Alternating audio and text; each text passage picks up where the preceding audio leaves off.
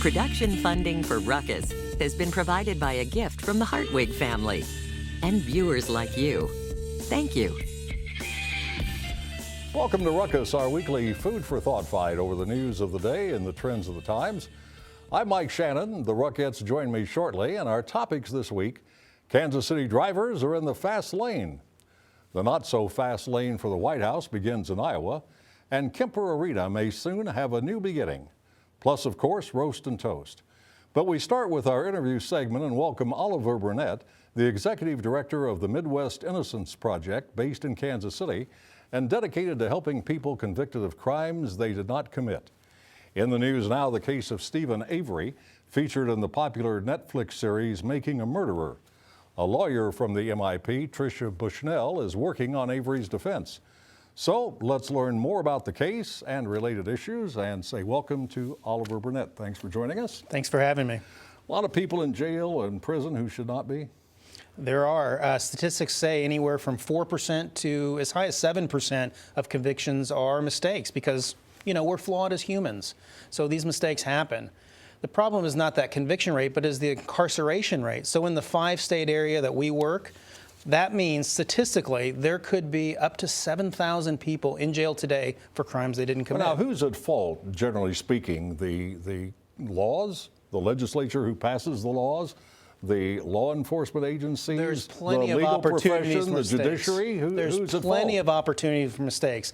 False eyewitness testimony, bad prosecutors, bad detectives, wrong place at the wrong time, bad interrogations. There's 1,000 reasons why it happens.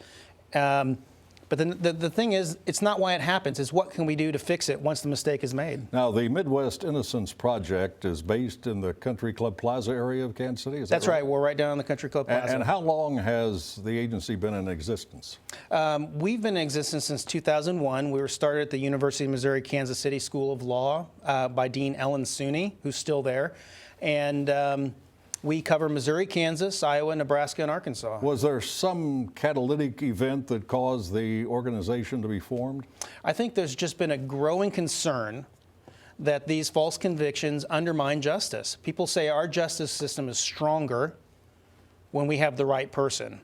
And so I think there's been a groundswell of support. And you've really seen that lately with the Making a Murderer series on Netflix. I want to ask you about that. Not everybody has Netflix. It's a service you have to pay to have available. And it is getting a lot of attention nationwide, Making a Murderer, the story of Steven Avery. For folks who haven't seen it, and to refresh the memories of those who have, tell us a bit about the story. Steven Avery was exonerated of a rape initially, and then he was later convicted of a murder. Now, Kathleen Zellner and Associates out of Illinois is representing Mr. Avery in his second exoneration attempt. So he was in prison at one time for a crime he did not commit? Exactly. And now he's back on a more severe charge, right? Murder exactly. charge? Exactly. And Tricia Is there something about him that's not likable? I can't really comment on that case. Kathleen Zellner is really, these are such complicated cases, right? There's so many moving parts and so many ways to work through the system. Tricia Bushnell, our legal director, was actually at the Innocence Project in Wisconsin before she came and took over the Midwest Innocence Project. And the Innocence Project Wisconsin exonerated Mr. Avery the first time. And so there's such great cooperation between what's going on up there, Tricia with Kathleen Zellner. The right pieces are in the right place, and we're happy to help out. Is Avery still incarcerated? He is. And, you know, while we can't say too much about his case right now, this has really been an eye-opener for the general public. This can happen to anyone. As you pointed out, this organization deals with the region. And there was a major case in Kansas that MIP was involved with, and very successfully. Floyd Bledsoe? Yeah. That's right. Floyd Bledsoe was exonerated on December 8th after 16 years in jail for a crime he didn't commit.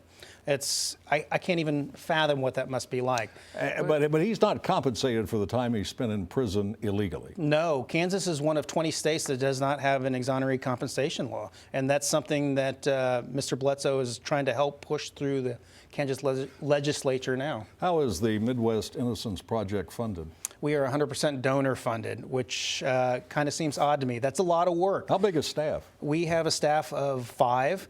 You know, it takes about 7.5 years and $325,000 on average to do a case. That's a lot of donor support.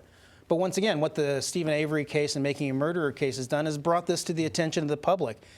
And the American public's always like this. If there's a train wreck, you see the people line up to give blood. If there's an earthquake, the American people line up to donate. And now that this is in the public's eye, that injustice can't happen, people are really getting behind it, that they want to find the right answer, not just a conviction. And just this week, it was announced that 149 people have been exonerated of crimes they did not commit, and that is a record. Last year, I think it was 139. Got to wrap it up. If somebody wants more details about the organization, do you have a website or We phone absolutely number? do. www.themip.org. All right, sir. Thank you very much. Good to meet you. Thank you for having me. That's Oliver Burnett, Executive Director of the Midwest Innocence Project. Now let's meet the panel and start a ruckus.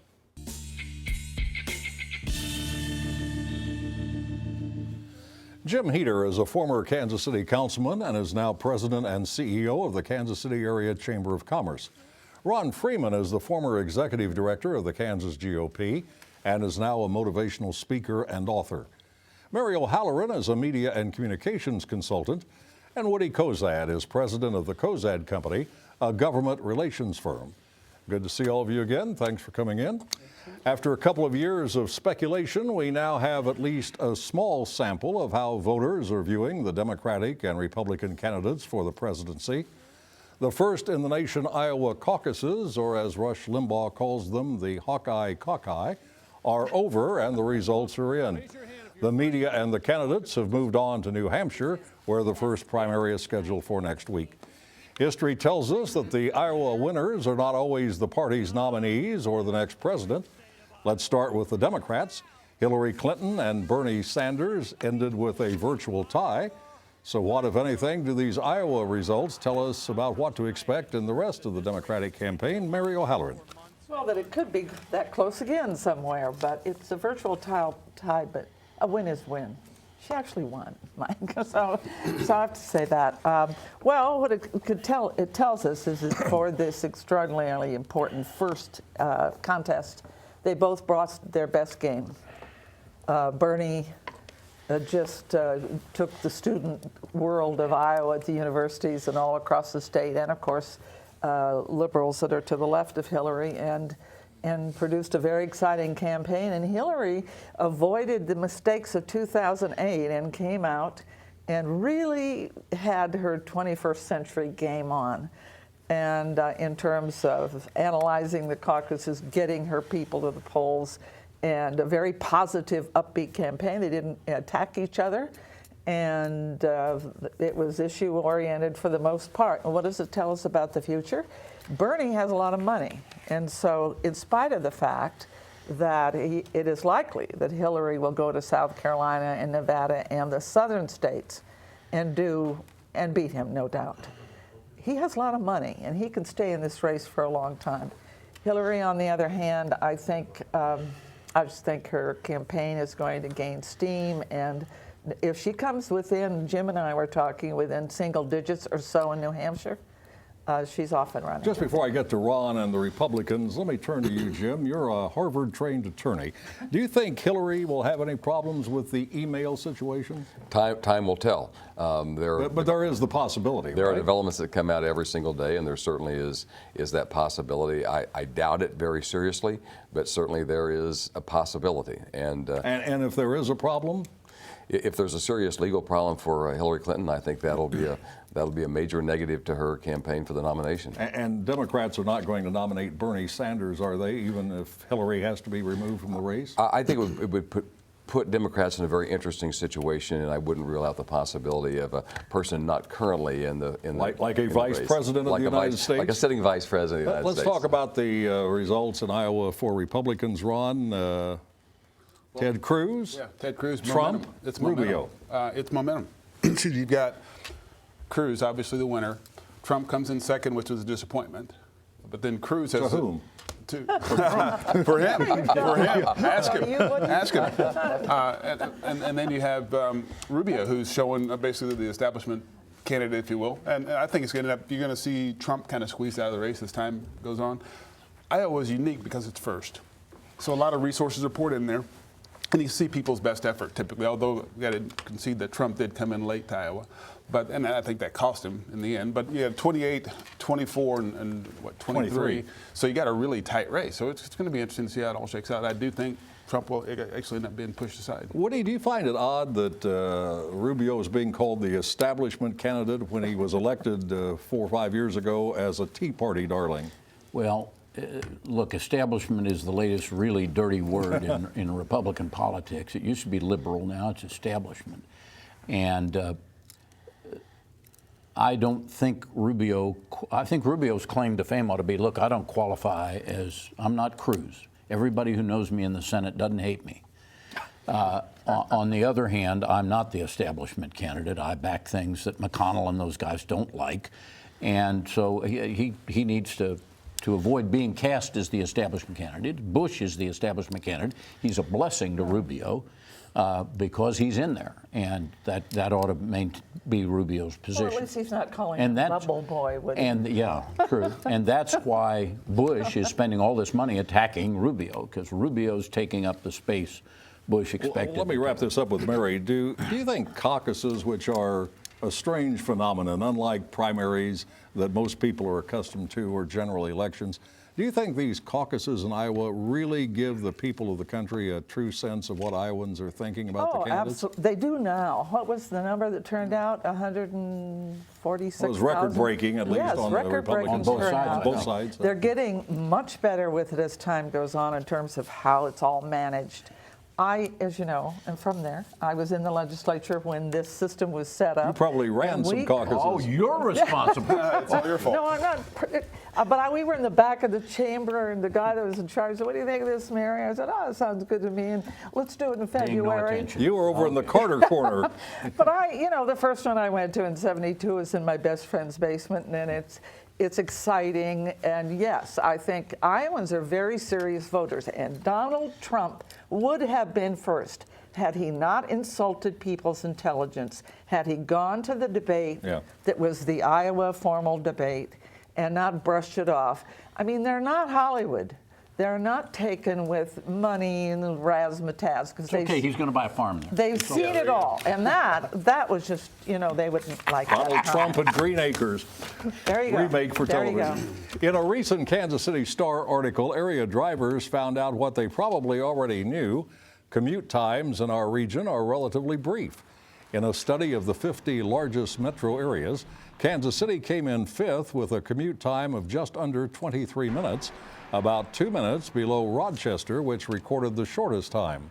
Those who don't drive but take public transportation also have fairly quick commutes in the metro, according to the study, about 40 minutes. Only 1% of local workers rely on public transit to get to work.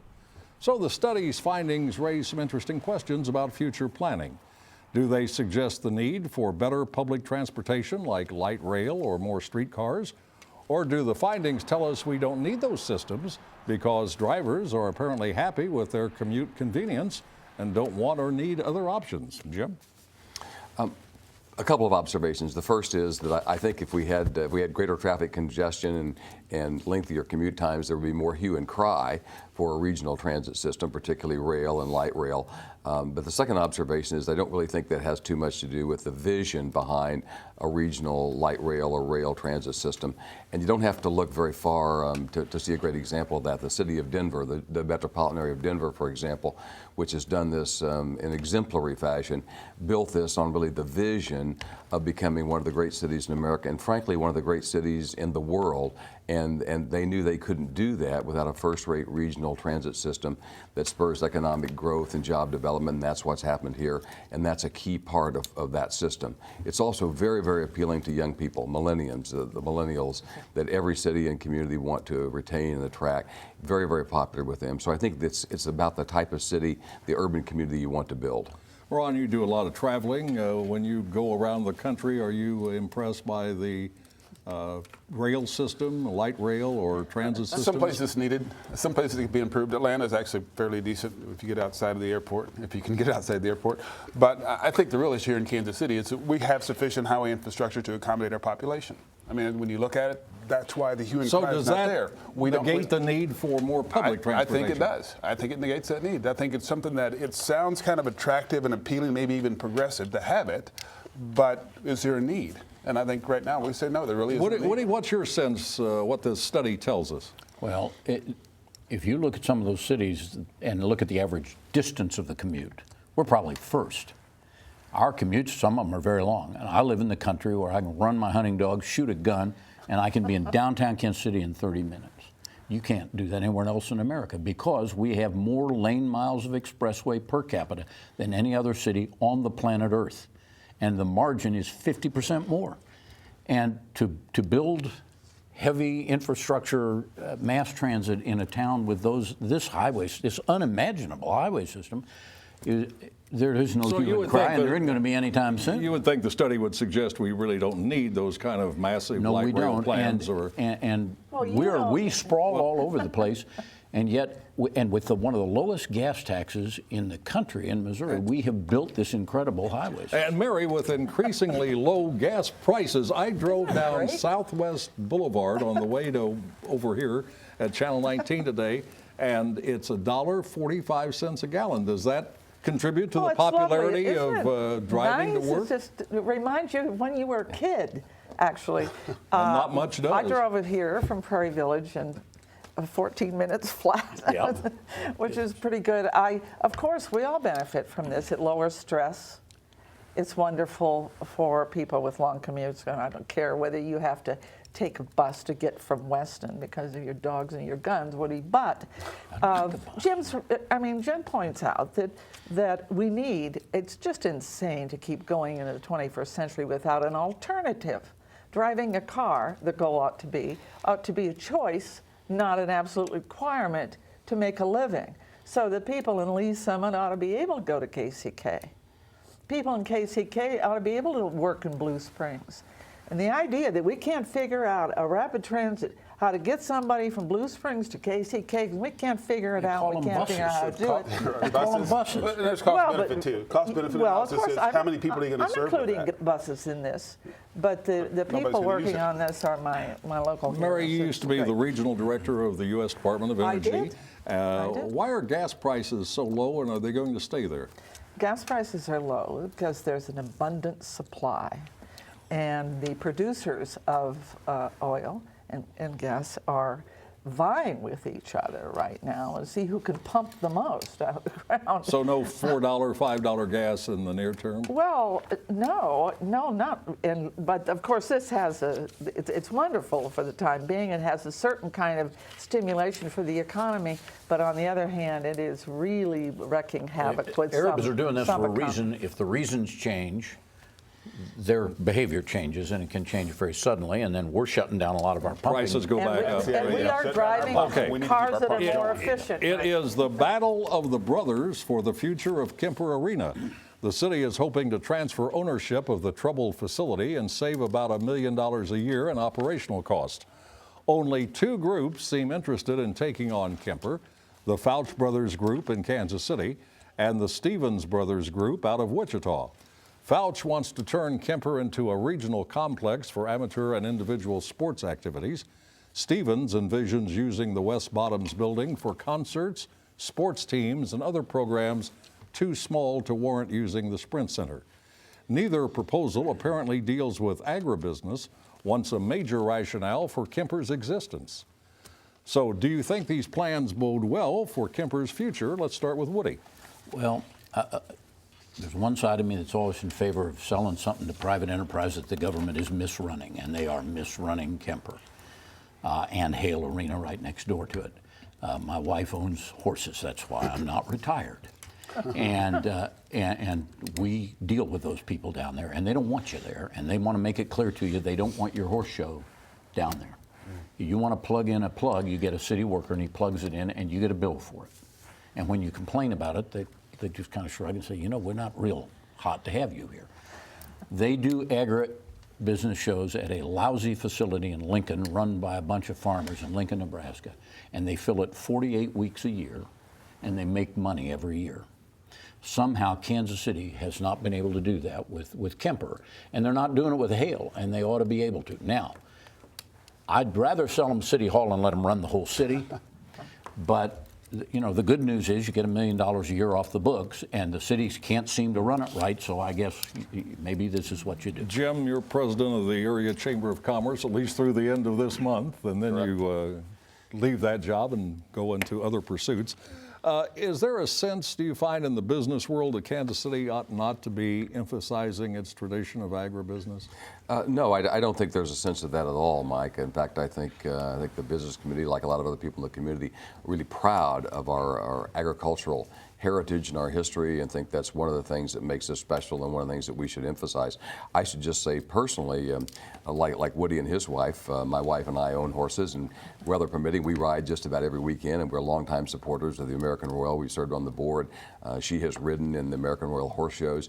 And having said all that, one of the things that's unclear is how all this will affect the American Royal. The city's RFP, when it requested proposals, talked about the importance of doing something relating to the American Royal and the city's obligations to the Royal in the proposals. Unclear at this point as to how these proposals work in that regard and how the city will evaluate. And they put out this request for proposal nationwide, if I recall, correct, and got 2 responses? They got 2 responses. It surprised me a little bit that there weren't more. One thing I do applaud the city on is the notion of getting proposals and thinking about the West Bottoms as a prime development opportunity, including Kemper Arena, but going well beyond that. I think is the business climate changing in the West Bottoms? I drove through there yesterday to take a look. I didn't see a whole lot, but people tell me there's stuff going on down there. I think it is absolutely changing in a couple of ways. First of all, there are businesses, family-owned businesses that have been there literally for generations. And the second thing that's happened is new businesses, art galleries, restaurants, even an urban winery. So there's a you kind of get both sides of the state line down there, don't you? You sure do. Actually, people don't realize that, but right just a few yards to the west of Kemper Arena, and before you get to the river, you actually go into the state of Kansas. So the state line is a dotted line in that area. Ron, does it seem a bit odd that this arena, which was, as I recall, built in part to save the American Royal and keep the future Farmers of America convention in Kansas City, it is no longer in Kansas City, that this new development would have nothing to do with the American Royal or agribusiness? Well, I mean, I think there's a need there that it's not as great as it used to be. However, right now, if you're going to privatize it, they're going to want to make money. And so what's going to attract people, what's going to draw crowds? And I think Woody's idea that if you could have something that attracted or competed with what they're doing in Lincoln, I mean, surely we could, then you're having revenue generators and you stimulate the local economy. That's a good thing. But having that vision, what I've read so far, I don't see anything on the table that's really going to do what we want. Mary, down to a few seconds, what do you think about Well, I am very optimistic about these kinds of things. I think, remember a time when people thought, oh, maybe we ought to have a couple soccer fields around here. Now we have hundreds of them. It is a major business in affecting thousands of families in Kansas City at the center of it. The idea, creative ideas from these 2 companies to come in and use it for sports that aren't, yet where soccer and all the other kids' sports are, and for various other things that don't require a sprint arena. It's an excellent idea. All right, we've got to move on. It is time now for Roast and Toast, where the Rockettes offer a pat on the back or a kick in the pants to people and events in the news. We begin this time with Woody Cozad. It's a roast and a toast. It's a roast for Senator Cruz for spreading the rumor in Iowa through his precinct workers that Ben Carson was dropping out in order to get Carson voters at the caucuses to switch to him. That's a dirty trick. You shouldn't do that. That's not nice. Your mother told you not to do that. But I don't like whiners, and I'm listening to people grouse about that who didn't have a sufficient ground game to use these things and counter it right there on the ground in the precincts.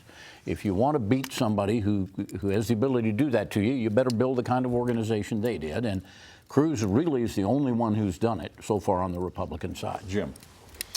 Mine is a toast. At the top of the program, you interviewed Oliver Burnett, the executive director of the Midwest Innocence Project, and I would like to toast the Midwest Innocence Project and the extraordinary work that it does.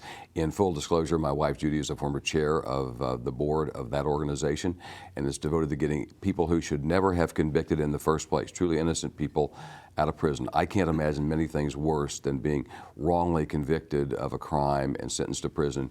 It is a tough, expensive process to get an innocent person out of prison. The Midwest Innocence Project does that, and I'd like to toast them and their good work. Mary.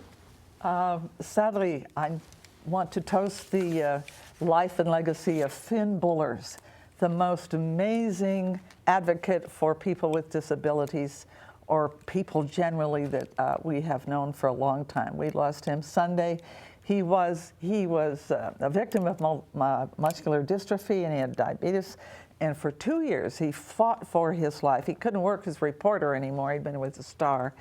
And so he decided to become a full-time advocate for people with disabilities. He couldn't breathe, he couldn't move, but he used his powerful intellect and his personality and his absolute tenacity to become the most important advocate for people with disabilities. God bless him. Ron. I'd like to toast Governor Brownback, because he kind of gets handled sometimes in the media. But right now, Kansas at 3.9% unemployment. That's 11th lowest in the nation. He's moved the pension fund from what was it 49th worst, or number 49 near the bottom, to number 22. Significant growth, and private sector job growth is the highest in the region. So congratulations to the governor. And so that is Ruckus for this week. We're back next Thursday at 7. Now for the Ruckettes and the crew, I'm Mike Shannon saying thanks very much for watching and good night.